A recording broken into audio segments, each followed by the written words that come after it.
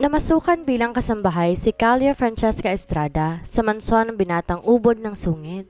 Hindi niya akalaing papagawa sa kanya lahat-lahat ng kanyang amo. Hindi niya alam kung balak lang siya nitong pagtripan o paalisin. Zacarias Zane Salvador, galit sa mundo. Ilag ang mga trabahante dahil maling kilos mo, tanggal ka kaagad. Ano ang magiging papel ng dalaga sa kanyang buhay? Ito ba ang maging daan para mabago ang madilim niyang nakaraan? Isa na naman pong kwentong ating mapapakinggan na magbibigay kilig at inspirasyon sa pang-araw-araw natin ginagawa. Narito po ang ating unang kabanata. Gumuhit ang isang malaking ngiti sa aking labi na makita ang kabuuan ng bahay na papasukan ko. Sobrang laki at ang ganda.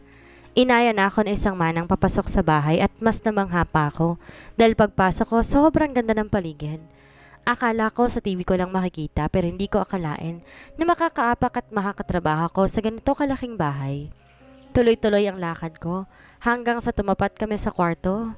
Dito ang kwarto mo, iha. Magligpit ka na para makapagsimula ka na sa iyong trabaho. Tumango naman ako bilang sagot. Medyo maliit ang kwarto ko pero okay na rin para sa pang-isahang tao. Ilang minuto pang lumipas na tapos na nailigpit at iayos ang mga gamit ko galing sa daladala kong maleta. Sumenya si Manang sa akin na sumunod sa kanya. Umakyat kami pataas ng hagdanan dito sa second floor at uminto sa isang malaking itim na pintuan. Kwarto to ng amo natin. Kumatok ka ng 3 beses, iha, bago mo buksan. Ang gagawin lang ayusin ang mga gamit sa loob at magpalit ng damit. Ngumiti ako sa kanya. Tumango ulit bilang sang-ayon. Opo, Manang.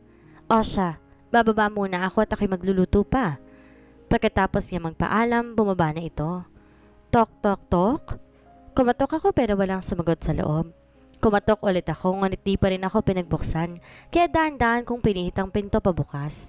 Baka wala ang amo ko ngayon. Pagbukas ko, tumambad sa akin ang magulong kwarto na mukhang isang buwan nang di nalilinisan. Ang mga damit na nagkalat sa sahig patungo dito sa pinto, mga vase at design na natumba. Halos mapatalon ako sa gulat nang may marinig ako na malakas sa pagkabasag. Lumingon-lingon ako para malaman kung saan nanggaling iyon. Ngunit tumigil ang mata ko sa harapan at nakita may nakatayong lalaki sa di kalayuan katabi ng kama. May hawak tong baso ng alak. Nakita ko matalim ang titig nito sa akin dahilan ng paglunok ko ng sunod-sunod. Napahigpit ang hawak ko sa doorknob nang bigla siyang sumigaw. Get out of my room, now! Tinaas niya ang basong hawak niya at nakaambang itatapon sa akin ang basong may laman. Naging alerto ako at mabilis na sinarado agad ang pinto. Dinig kong nasa labas ang malakas sa pagkabasag ng baso na tumama sa pinto. Napahawak ako sa aking dibdib hanggang dahan-dahan ako naupo sa sahig dito sa tapat sa labas ng pinto. Tulala pa rin at matagal na nag-sink in sa utak ko ang mga nangyari. Muntik na ako matamaan ng baso. Anong klaseng buhay ang pinasukan ko? Pinaupo ako ni Manang sa dining table. Inabot sa akin isang baso ng tubig. Baka sa mukha niyang pag-aalala. Nanginginig pa rin ang kamay ko habang dahan-dahang nilalagok ang tubig. Umupo siya sa katabing upuan at narinig ko ang malalim na paghinga niya. Walang nagtatagal na katulong dito. Pinakamantas 1 linggo doon sa takot nila kay Sir Zane. Zane palang pangalan niya. Kayo ho, Manang. Ilang linggo na kayo rito? Ngumiti bigla siya sa tanong ito. Matagal na ako rito. Ako nag-aalaga dyan, bata pa lang. Kumunot agad ang noo ko sa sinabi niya. Pero bakit ganun ang asta niya? Napatigil ang mata ko sa 2 braso ni Manang na mukhang may pasa dahil nangingitim na ito. Binalik ko agad ang tingin sa kanya. Hindi ba kayo natatakot sa kanya, Manang? Ngumiti lang siya ulit sa tanong ko at tumayo na. O siya, ayusin mo na lang kwarto mo kung aalis na siya papuntang office. Pag-iiba niya. Hindi naman ako umangal sa sinabi niya. Binaling niya ulit ang tingin sa akin. Kung hindi mo kaya, iha, okay lang. Nag-alala pa rin mukha niya kaya tumango ako. Sige po, Manang, okay lang po. Di naman ako nasaktan kanina. Tumayo na ako at kinuha ang vacuum cleaner para linisan ang salas. Ibibisi ko na lang din sarili ko sa mga trabaho para malimutan ko ang nangyari kanina. May inihanda akong pagkain sa'yo sa kusina, iha. Kumain ka lang kung gutom ka na, ha? Biglang sulpot ni Manang sa aking harapan. Naka-formal ang suot nito at may dalang malaking bag at maleta. Tumawag ka lang sa akin kung may kailangan ka. Opo, Manang. Saan pala kayo? Uuwi na ako sa amin, iha. Napanganga agad ako sa sinabi ni Manang. Bakit kaya? Po, ako lang po mag-isa rito? Tumango siya. Oo, Tsaka wala ka na masyadong lilinisin dito dahil ang trabaho mo magluto lang. Mag-ayos sa kwarto niya at sa mga labahin. Kapag Sabado, pupunta rito ng mga piling kasambahay para linisin ang buong bahay at pagkatapos aalis na rin. Litanya niya. Nagtaka naman ako sa sinabi ni Manang pero tumango bilang pagsang-ayon. Ayaw ni Sir Zay na maraming tao sa bahay niya. Dapat isang tao lang ang meron para maglinis-linis ng konti. Wala siya dahil pag Sabado nag-overtime yan sa kanyang trabaho. Dagdag pa nito, na mukhang alam kung bakit may mga piling kasambahay na pupunta kada Sabado lang.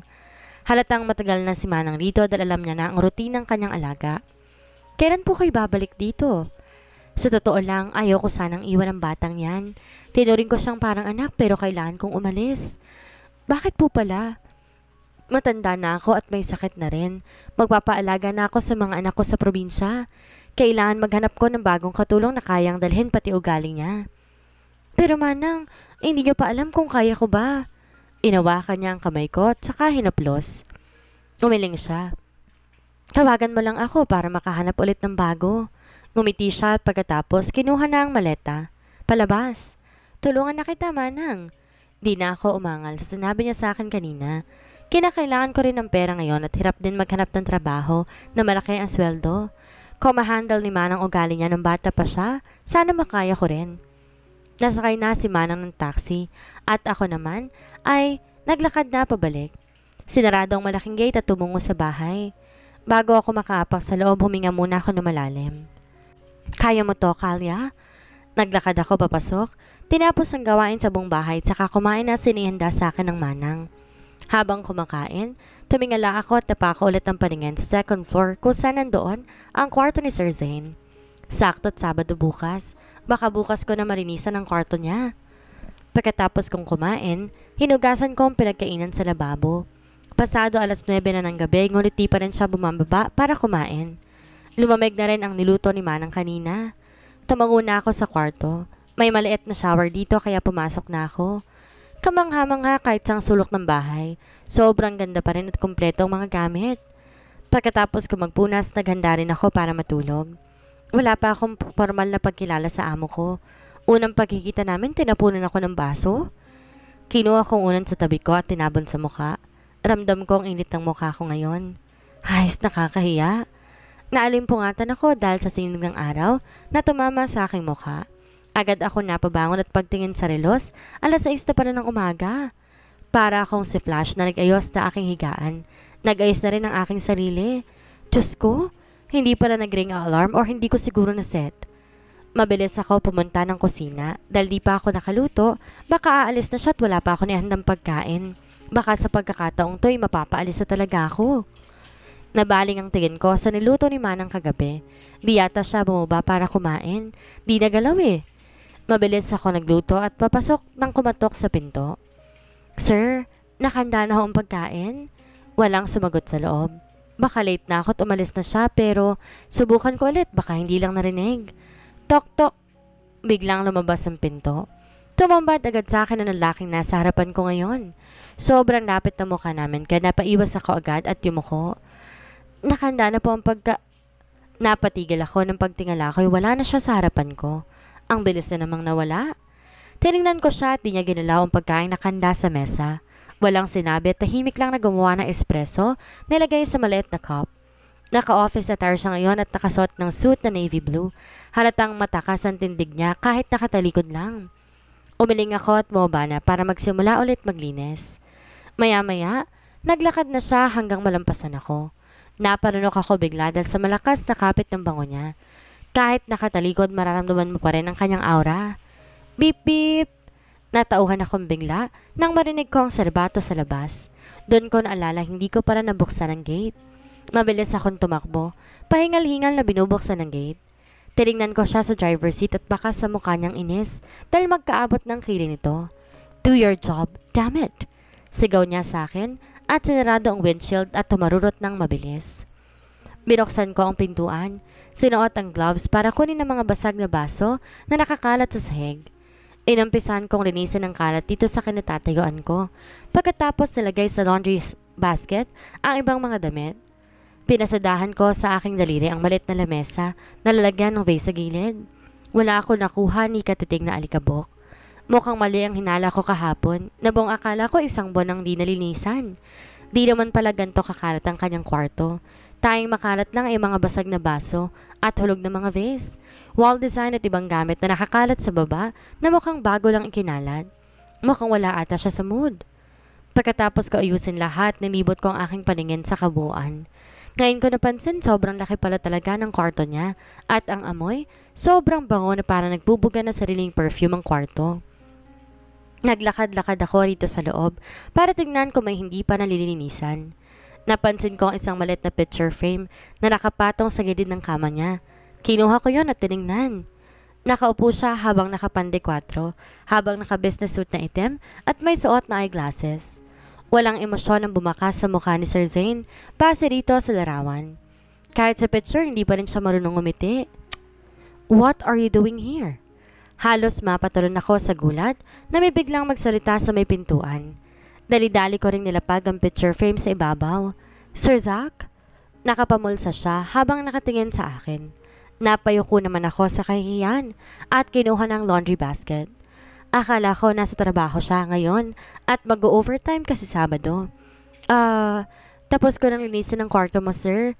Laban ko na lang muna ang mga damit mo." Aalis na nga sana ako nang mabilis niyang isinara ang pinto. "I am not done talking to you." Pasensya na po kung hinawakan ng picture paghingi ko ng tawad, pero pinutol niya agad at sasabihin ko, "Why can't you do your job properly? Are you that stupid?" Di ako nakapagsalita at yumuko na lang. Mali ko rin. Dapat kasi umalis na ako rito agad at di na nagtingin-tingin pa. "Pasensya na po. Aayusin ko po sa susunod." Di siya sumagot at binuksan ang pinto habang nakapamulsa ring naglakad. Sumunod akong lumabas, dala-dala ang laundry basket. Tinignan ko siya at nakitang tumigil to sa harapan kung saan nandun ang piling kasambahay na naglilinis ngayon dahil na rin araw ng Sabado. Napansin din yata nila ang presensya ni Sir, kaya tumigil sila sa kanilang ginagawa at nagbow. "All of you are fired. Get out of my house, now!" Nagbow ulit sila, baka sa mukha ang takot. Ilang minuto lang wala ng ibang tao rito bukod sa buong bahay at tayong kami na lang ni Sir ang naiwan. Ako na may napakanga sa gulat. Bakit ngayon ginawa? Tumingin si Sir sa kinaroroonan ko, kaya't napaayos agad ako ng tindig. Habang narinig ko ang yabag ng mga paa niya patungo sa akin, siya ring paglakas ang pintig ng puso ko dahil sa nerbiyos, sa kaba, at sa kahit anumang oras matutumba na ako. Dahan-dahang nilapit ni Sir ang mukha niya sa akin at saka ngumisi. "See? You are now the one who cleaned the whole house, starting today." Mas nilapit niya pa ang mukha niya sa akin hanggang sa tumapat sa aking tenga. Ramdam ko ang mainit na hininga niyang tumatama sa aking balat. Bumulong siya, dahilan para sa pagtaas ng aking balahibo. "Do their job." Pabulong pero galit na anas niya sa akin at tinagpasan akong nakanga pa rin. Nakaalis na siya sa harapan ko pero hanggang ngayon, ramdam ko pa rin ang presensya niya. Naramdaman ko ang paghina ng aking tuhod kaya maya-maya naapo ako sa sahig. Ang lakas pa rin ang pintig ng puso ko. Ang gulo ng isip ko. Nalilito ako kung bakit niya pinaalis sa mga kasambahay at ako ang pinalit sa trabahong kanilang pamilya. Napaalis sila ng dahil sa akin. Isang butil ng luha ang dumampi sa aking pisngi na agad ko namang pinawi. Huminga ulit ako ng malalim para ipagpatuloy ang aking trabaho. Hindi ko alam kung magtatagal pa ba ako rito. 7:00 na ng gabi, pero eto pa rin ako ngayon, naglilinis ng sahig. Wala pang kain at puno na rin ng pawis ang katawan dahil sa walang tigil na kalilinis nitong buong bahay, pati na rin sa labas. Nagdidilig ng halaman at nagwawalis. Sinalo ko na ang lahat ng trabaho ng mga pinaalis kanina. Ang laki ng lilinisin at isa pa hindi ito ordinaryong bahay lamang. Kung tutuusin, mansyon yata to eh.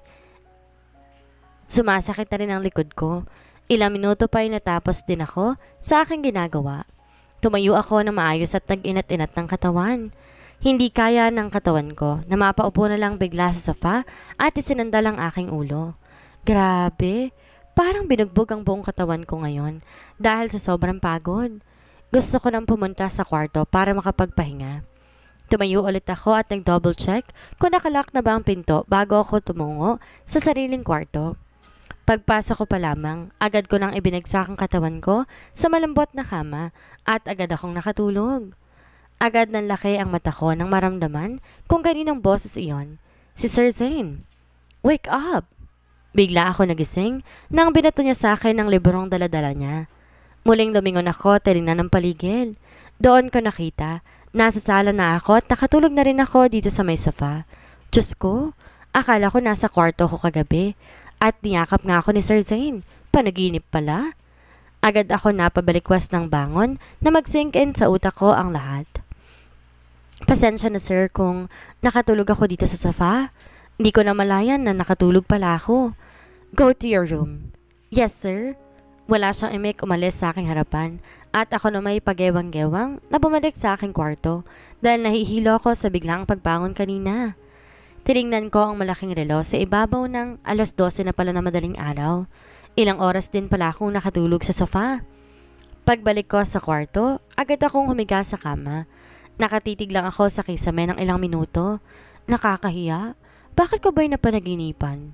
Nagpagulong-gulong ako sa kama. Baka sa pamamagitan nito, mawawala na ang kahihiyan ko sa katawan. Diyos ko po, hindi nga maganda ang pakikitungo ni Sir Zane sa akin. Bakit ko pa napapanaginipan yung binakhag ako habang nagluluto? Tapos pagising ko kanina, mukha niya ang tumambad sa akin. Nakakahiyang buhay to. Makatulog na nga. Mahinang anas ko habang unti-unti na rin pumipikit ang mata ko hanggang sa dalawin ng antok. Gumising ako ng 4:00 at naligo na. Gusto ko na munang ibabad ang katawan ko sa malamig na tubig. Baka sa pamamagitan nito'y mawawala ang antok ko at masimulan ko ng maayos ang trabaho ko mamaya. Pagkatapos in 20 minutes, lumabas na rin ako ng shower at naghanda na para magluto ng almusal at inihanda kay Sir Zane. Tumungo ako ng kusina pero bigla rin akong napahinto. Huminga ako ng malalim. At saka pinisil ng malakas ang pisngi ko. Aray! Nang maramdaman ko ang sakit, umukit ang malapad na ngisi sa aking labi. Napailing na lang ako na mapagtanto ko ang ginagawa ko. Sinisigurado ko lang na hindi na ulit ito panaginip. Ayoko na ulit makapanaginip ng ganon. Baka sabihin pa may gusto ko sa kanya. Heist! Sa dinami-raming pwedeng mapanaginipan, bakit ang leon ko pang amo? Ineon ko ang induction cooker at nagsimula ng magluto ng almusal. Gumawa ako ng scrambled egg at nagprito ng tosino at ham. Nilapag ko sa aking lamesa ang tapos ko ng indutong kanin. Yun na lang ang kulang. Sasandok sana ako ng kanin nang bigla akong napatigil. Ang pamilyar na amoy na yon ay mabilis akong lumingon at nakumpirmang si Sir Zane nga. Nakahanda na po ang almusal. Tawag ko sa kanya. Wala namang emosyon. Natinignan niya ako at binawi rin yon agad-agad at tumungo sa lamesa. Aalis sana ako para linisin ang terrace nang bigla siya magsalita. Sit down. Kahit maikli at tipid lang ang lumalabas sa bibig niya, hindi ko pa rin mapigilan na hindi kabahan sa mga sinasabi niya. Hindi ko mababasa kung ano ang pinaplano niya o kung ano ang maaaring gawin niya. Nag-aalinlangan ako pero tumatango pa rin ako na sumunod kaagad sa utos niya.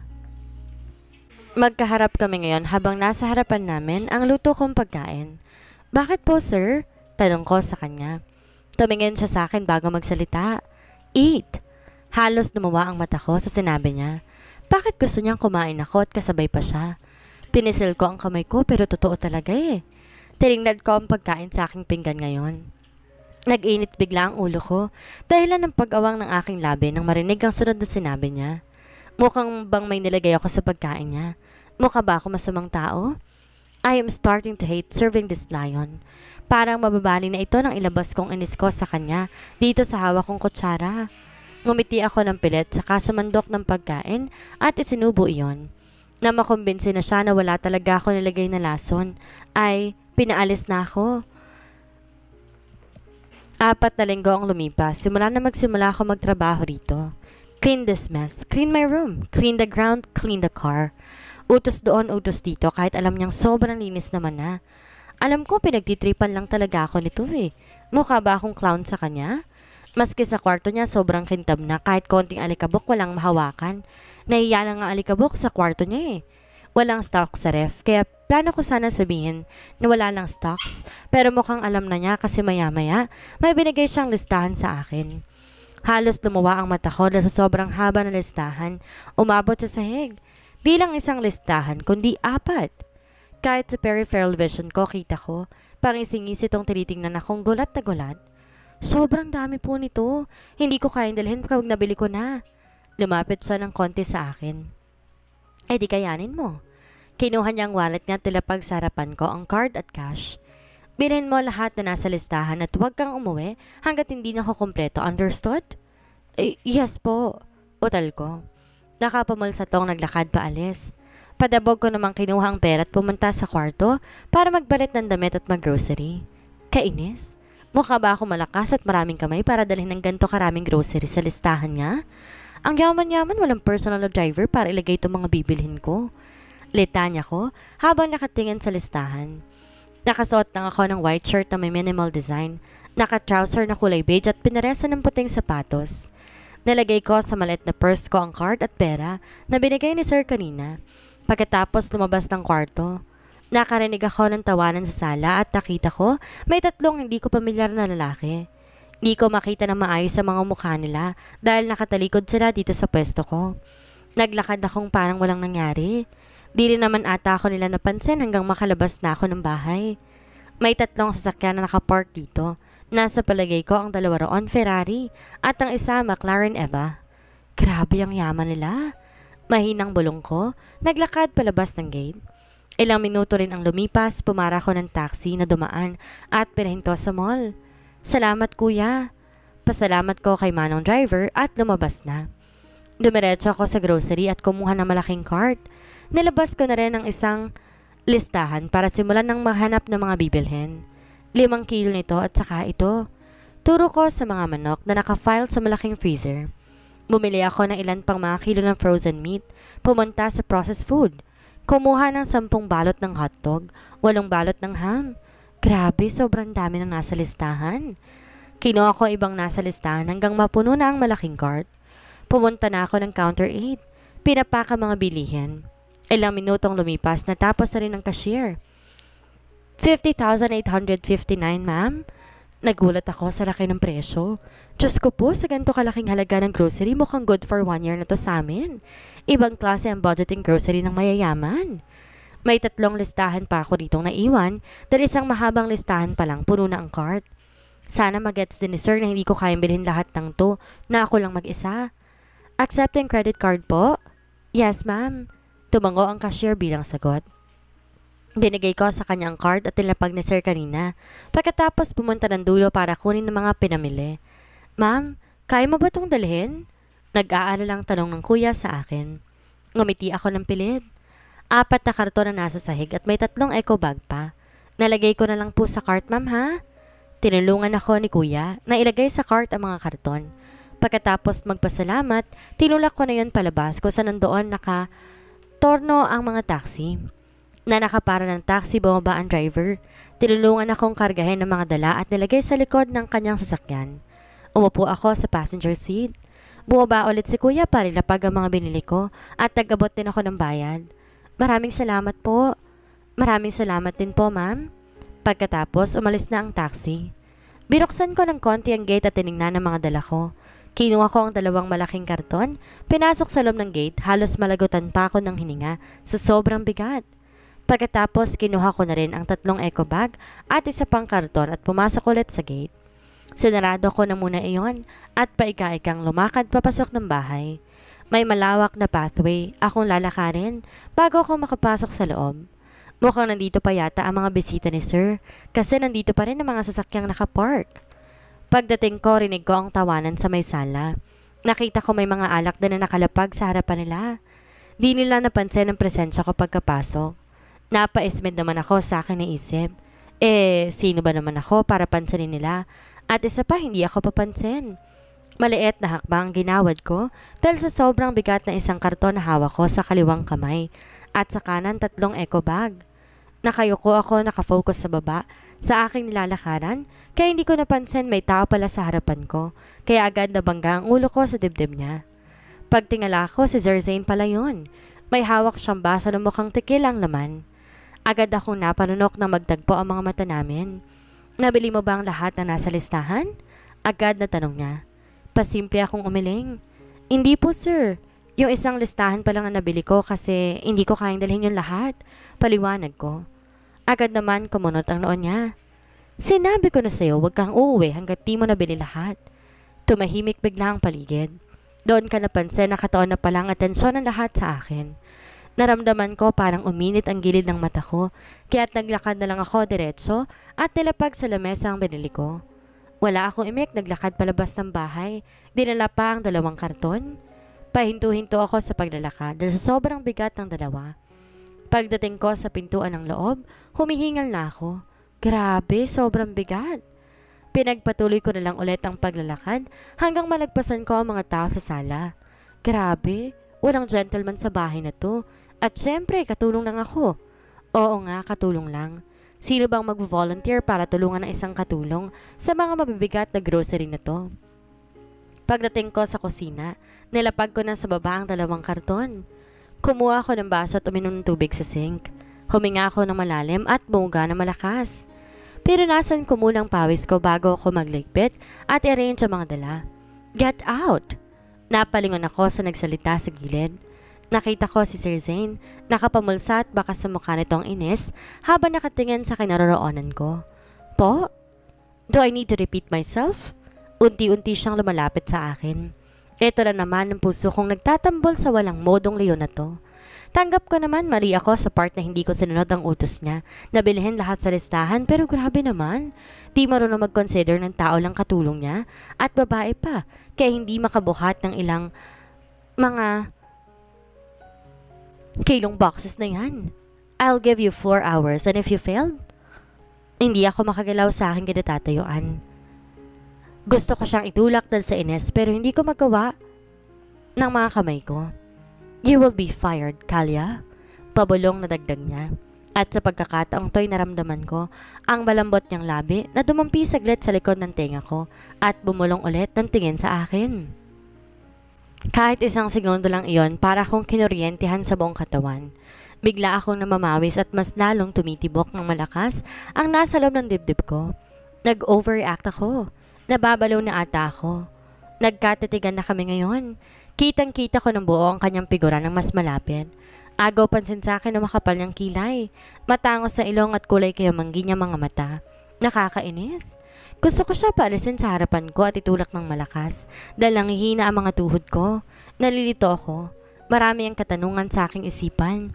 Zane, anong ginagawa mo sa akin? Tulala ako na matapos na iyon. Ay iniwan niya ako at naglakad na parang walang nangyari. At syempre, ano bang ini-expect ko sa kanya? Kahit talatang mukhang pinaglalaroan niyang katulong niya. Tumungo ako sa aking kwarto at nagpalit ng damit dahil dumikit ng pawis sa aking suot kanina. Kulay itim na damit na lang ang sinuot ko at pagkatapos, naganda na para umalis ulit. Ganon na lang siguro ang gagawin ko mamaya. Pagkatapos kong mabili, lahat ng nasa 3 na iwanang listahan, ipapakarga ko na lang. Nasa labas ako para maghintay na masasayak ng taxi na may bumusina galing sa loob ng gate. Paglingon ko, isa yon sa sasakyan kanina at nakapark sa labas ng bahay. Isa sa bisita ng amo.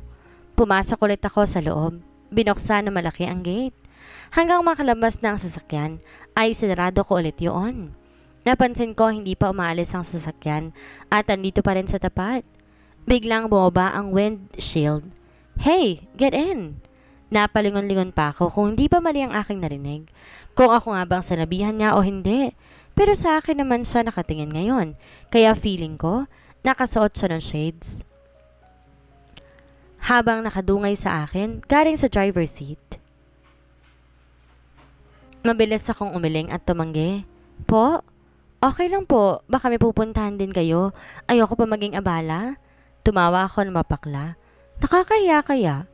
Nakita to kung may ito sa sinabi ko. Biglang bumaba ng sasakyan at umikot para pagbuksan ako ng pinto. No, I am not that busy. Sumabay ka na sa akin, don't worry. I am not like him. Nagtaka ako sa huling litanyang sinabi niya, pero hindi ko na yon pinagtuunan ng pansin. Nagdalawang isip pa akong pumasok pero nakakahiya naman kasi bumaba pa siya para papasukin ako. Mukha namang mabait at di mukhang masungit kaya nakumbinsa niya akong pumasok. Wala naman siguro tong gagawing masama. Sinara niya ang pinto ng sasakyan. Umikot para pumuntang driver's seat. Tahimik ang buong biyahe at wala ni isang nagsubok o mimik sa amin. Sobrang awkward ng atmosphere. Tumingin ako sa labas, kunwari nag-e-enjoy sa tanawin kahit traffic naman. Pagkatapos ng ilang minuto, huminto kami sa mall. Napalingon ako sa kanya. Bakit di mo alam dito ako bababa? Mangha akong tanong. Nakalimutan ko sabihin sa kanya kanina, sa mall ako pupunta. Hindi naman siguro halata. Pabidong sagot niya at tinig ko pang mahinang tawa. Magpapasalamat sana ako nang bumaba siya, kaya bumaba rin agad ako. Magalang akong lumapit sa kanya. Sir, salamat po sa libreng sakay. Nagulat ako nang gulahin niya ang buhok ko. Tumawa lang ulit siya. Napakamasayahin naman ng taong to. Let's go. Let's buy groceries. Sabi niya at nauna nang maglakad. Tumakbo naman kaagad akong sumunod sa kanya. Sir, hindi ba't may lakad pa kayo? Sobrang nakakaistorbo na ata ako eh. Nakakalito. Hindi ko malaman kung ano sunod na gagawin niya. Pare-pareho sila ni Sir Zane. Magkakaibigan nga talaga. Nope, I'm not that busy. Wala rin ako magawa kaya tulungan na kita. Wow! Ang isang di ko kilalang tao balak tulungan ng isang katulong na tulad ko? Ibang klase. Wala na rin ako nagawa. Hindi ko naman ginusto na itaboy siya. Kaya naglakad na kami diretso sa grocery store. Nasa kanyang 2 listahan ngayon at ang akin naman ay iisa. Kumuha na rin siya ng cart at binigay yun sa akin. Kinuha na rin ang sa kanya. Grabe, ang gentleman. Bulong ko pero napawi rin yon. Bakit mo pala to ginagawa? Dagdag na tanong ko na ikinalingon niya. Bigla ako naalalang walang tumutulong sa akin pagpasok ko sa bahay. Kanina kahit mukhang nandun naman siya. Nakakonsensya ba siya? I just woke up from the guest room and I saw you. I was about to help but you bumped with Zane. I heard a conversation. I bet he was stripping you. Mahabang litanya niya. Mas lalo ako nahiya sa aking sarili nang malaman na wala pala siya kanina at nasa guest room pala. 4 pala ang bisitang kaibigan ni Sir. Ang bilis ko namang mag-judge, mali-mali naman. Sino ba namang tao ang magpapagrocery ng ganito karami? Dagdag niya at umiling-iling. Biglang nag-ring ang phone niya, kaya kinuha niya yun at sinagot ang kabilang linya. Doon ko lang napansin ang suot nito. Nakaitim rin na oversized cargo pants. Down din ang buhok at medyo magulo. Ang astig niyang tingnan. Pagkatapos niyang sagutin ng tawag, sinabihan niya ako maghiwalay muna at tapusin tong nasa listahan at magkita-kita na lang sa counter 12 dahil ang bayad nasa akin. Sumang-ayon ako sa sinabi niya at tinulak ang cart para mag-grocery ulit. Huminto ako sa canned goods section at kumuha ng mga dilata at pagkatapos, pumunta na ng pasta section kung saan nandoon nakalagay ang mga spag, panglasanya. 1 oras ang lumipas na kompleto na rin ang mga nasa listahan at puno na rin ang cart. Tinulak ko na rin ang cart papuntang counter 12. Nagulat pa ako. Nang pagdating ko, nandoon na si... Teka, hindi ko ata natanong ang pangalan niya. Pinunch ko agad ang mga binili. Nag-aalalang kinakabahan ako na lumapit sa kanya. Mukhang siya ata ang nagbayad dahil nakaabot sa lahat ng mga binili ko at ako na lang ang hinihintay ng cashier. Ang bilis na namang tinapos ng 2 listahan kesa sa akin at isa lang. Sobra ng kahiya na nagawa ko ngayong linggo. Sunod-sunod. Binabayaran mo? Dito mo na lang kunin. Pasensya na nga talaga at natagalan. Pagpapaumanhin ko sa kanya at mabilis kinuha ang card at akmang ibibigay sa kanya pero umiling lamang ito. Bilang pagtanggi.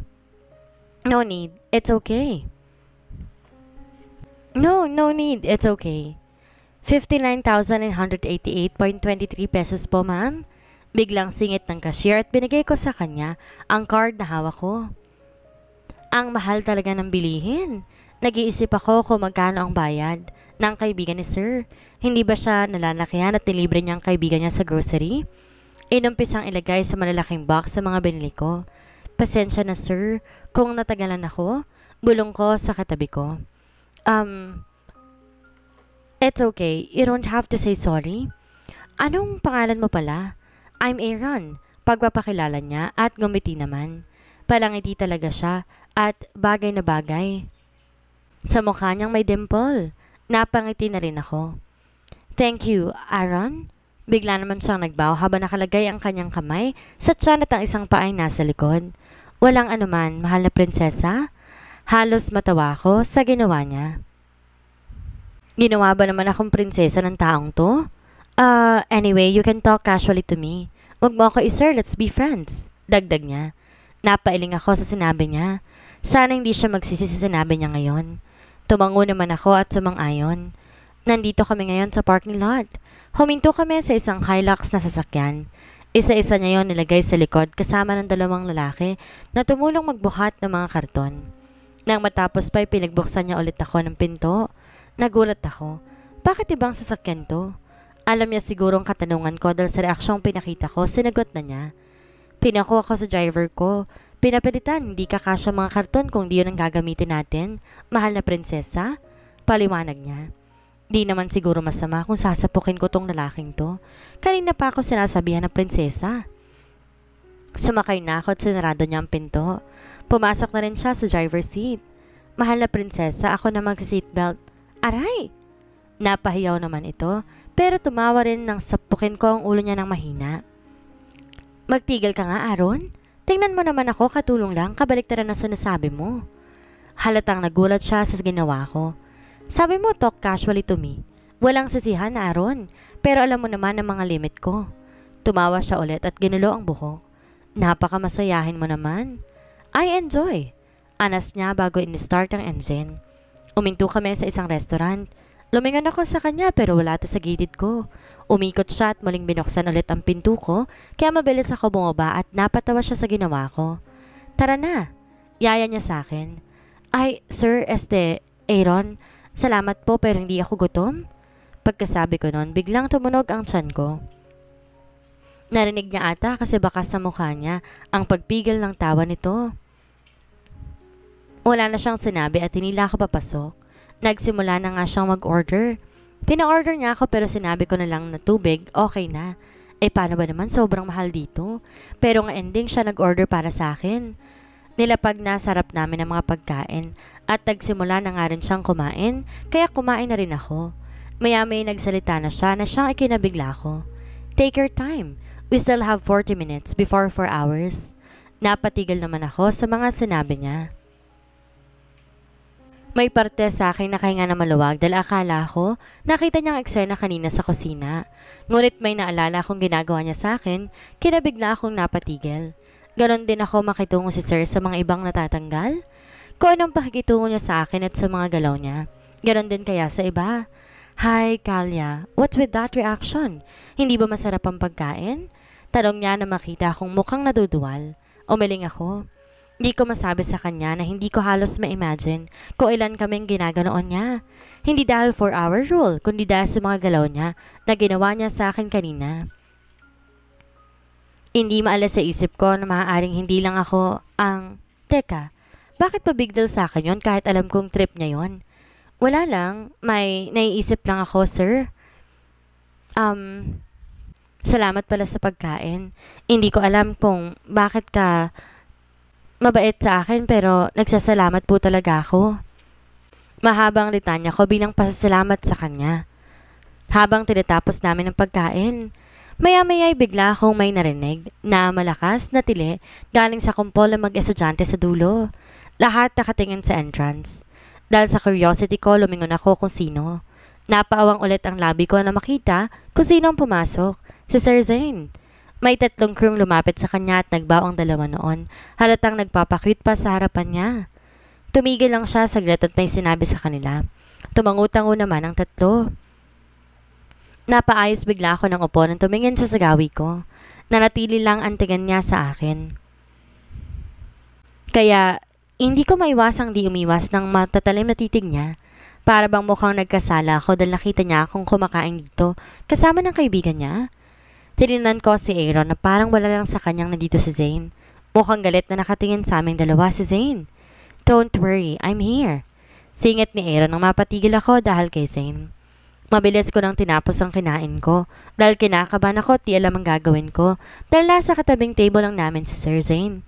Wala siya ibang sinabi na makita niya ako pero ang tingin niya ay mukhang meron.